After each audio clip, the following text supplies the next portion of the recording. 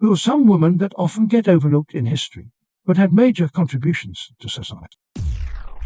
Inge Lehmann was a Danish seismologist. She discovered the waves that reflect off of the inner core, confirming that the Earth has a solid inner core and a liquid outer core.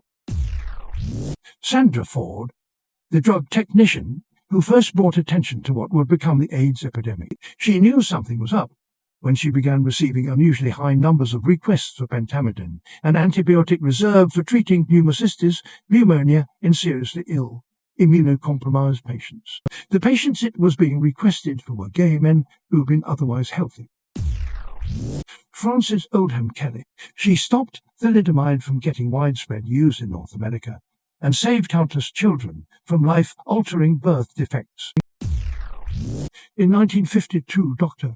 Virginia Abbott developed a quick, easy 5-point test that summarizes health of newborns and determined those needing emergency assistance. The ABBA score is now given to practically every newborn and helps save countless young lives and reduce infant mortality.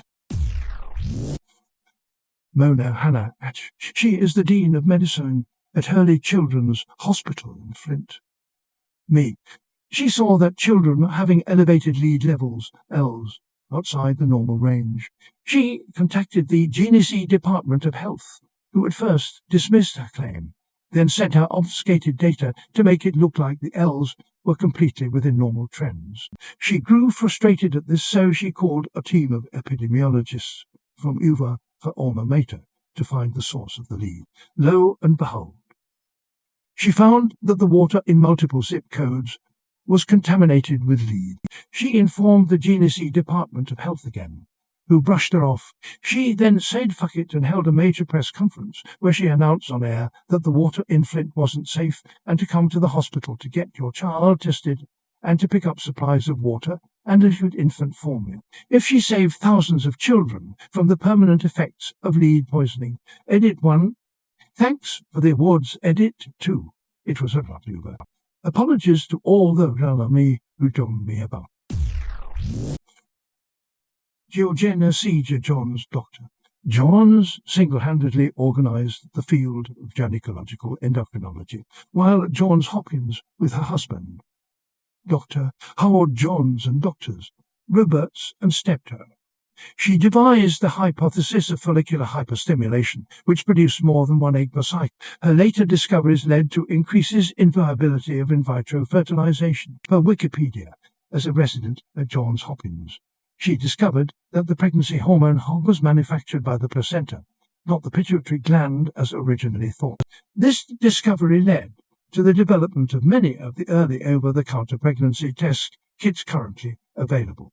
On 1949, Johns made the first description of luteal phase dysfunction and is credited to be the first in using progesterone to treat women with a history of miscarriages, thus allowing many of them to not only conceive, but to deliver healthy babies. She also served as a dean of the College of Pontifical Sciences, advising the Vatican of matters of gynecology and conception. Her husband always said she is the smarter one. She was also a great friend. Mary Tharp. She created the first map of the ocean floor, which led to the discovery of tectonic plates and the theory of continental drift. The Allied codebreakers at places like Bletchley Park during war.